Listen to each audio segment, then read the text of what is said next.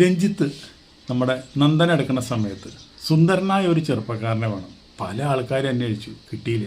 അങ്ങനെ നിൽക്കുമ്പോൾ രഞ്ജിത്ത് കോഴിക്കോട് നിന്ന് നമ്മുടെ മണിമ്പിള്ള രാജുവിനെ വിളിക്കുക. മണിമ്പിള്ള രാജു, നീ ഒരു കാര്യം ചെയ്യും, ഒരു സുന്ദരനായ ഒരു ചെറുപ്പക്കാരനെ വേണം, നല്ല നായകനായിട്ട് അഭിനയിക്കാനാണ്. നിൻ്റെ അറിവിൽ ആരെങ്കിലും ഉണ്ടെങ്കിൽ നീ എത്രയും പെട്ടെന്ന് കോഴിക്കോട്ടേക്ക് പറഞ്ഞേക്കുന്നു.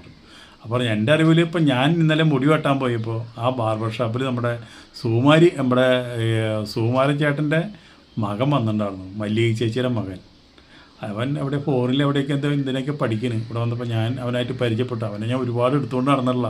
ഇപ്പം അവൻ നല്ല സുന്ദരനായി, കാണാൻ എന്ത് ഭംഗിയാണ്, നല്ല ഹൈറ്റും നല്ല നിറം.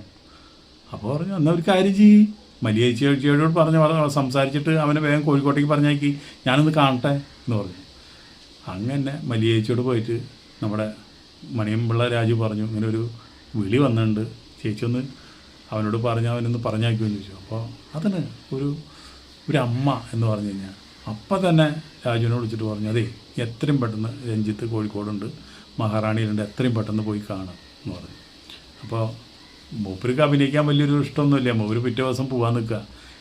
ഇന്ന് എടുത്തില്ലെങ്കിലും നീ ഒന്ന് പോയി കാണും, രഞ്ജിത്ത് വിളിച്ചിട്ട് പോകാണ്ടിരിക്കാൻ പറ്റില്ല എന്ന് പറഞ്ഞു. അങ്ങനെ ചെന്നു. രഞ്ജിത്ത് ഒറ്റ നോട്ടത്തിൽ മനസ്സിലാക്കി, ഇതാണ് നമ്മുടെ നായകൻ. അപ്പോൾ മണിയമ്പിള്ള രാജുവിന് ഇപ്പോഴും ആ ഒരു സ്വാതന്ത്ര്യം നമ്മുടെ പൃഥ്വിരാജിനോടുണ്ട്. പൃഥ്വിരാജിനോട് എന്തും പറയാനുള്ള ഒരു സ്വാതന്ത്ര്യം എല്ലാം കിട്ടിയിട്ടുണ്ട്. കാരണം എന്താ വെച്ചിട്ടുണ്ടെങ്കിൽ പൃഥ്വിരാജ് സിനിമയിൽ വരാനായിട്ടുള്ള കാരണം മണിയമ്പിള്ള രാജുവാണ്. അന്ന് മണിയമ്പിള്ള രാജു ആ മുടി വെട്ടാൻ ചെന്നില്ലെങ്കിൽ, അതുപോലെ തന്നെ പൃഥ്വിരാജ് ആ കടയിലേക്ക് ചെന്നില്ലെങ്കിൽ, ഇങ്ങനൊരു കഥാപാത്രത്തിനെ കുറിച്ചിട്ട് രഞ്ജിത്ത് വേറെ ആരെങ്കിലും വിളിച്ച് അഭിനയിപ്പിക്കും.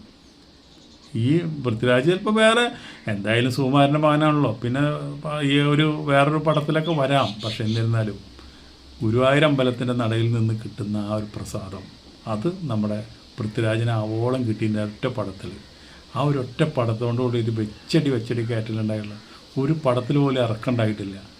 അപ്പോൾ അതാണ് ഒരു ഭാഗ്യം എന്ന് പറയുന്നത്. അതാണ് നമുക്ക് ഓരോരുത്തർക്കും വേണ്ടത്. അഭിനയിക്കാനുള്ള കഴിവൊന്നുമല്ല, അല്ലെങ്കിൽ അച്ഛൻ നടനാണെന്നോ അമ്മ നടിയാണെന്നോ എന്നൊന്നും നോക്കേണ്ട കാര്യമില്ല.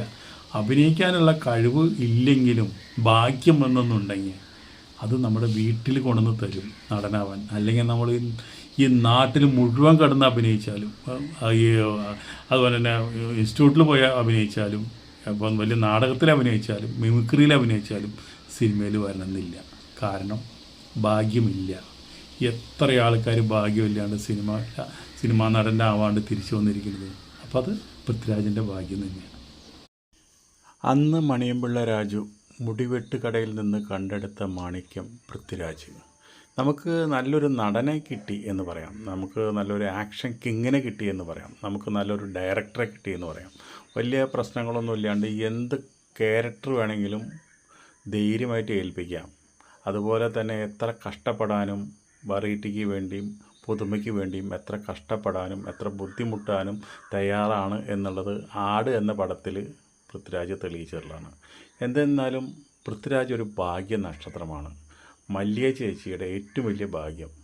ഇത് കണ്ട സുകുമാരൻ്റെ ലൊക്കേഷനിൽ അവർ രണ്ടുപേരും വന്നപ്പോൾ ഇരുന്ന് ഭക്ഷണം കഴിക്കുന്നത് കണ്ട എത്ര ചെറിയ പിള്ളേരാണ് അവർ, പൃഥ്വിരാജും അതുപോലെ തന്നെ ഇന്ദ്രനും.